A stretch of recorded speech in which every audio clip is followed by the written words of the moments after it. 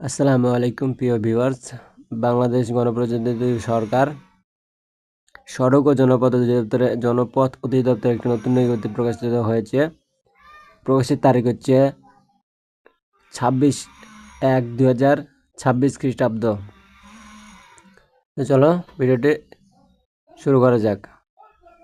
কি কি পদ সংখ্যা রয়েছে? 1. সার্ভেয়ার 9টি পদ সংখ্যা, বেতন স্কেল হচ্ছে 14। 2. সিকিউরিটি সুপারভাইজার পদ সংখ্যা 4টি, বেতন স্কেল 15তম গ্রেড। ইঞ্জিন চালক 16টি পদ সংখ্যা, বেতন গ্রেড হচ্ছে 15। ওয়ার্ক অ্যাসিস্ট্যান্ট 52টি পদ সংখ্যা, বেতন গ্রেড হচ্ছে 16। নিরাপত্তা প্রহরী বা সিকিউরিটি গার্ড 107টি পদ সংখ্যা, বেতন গ্রেড হচ্ছে 20তম গ্রেড।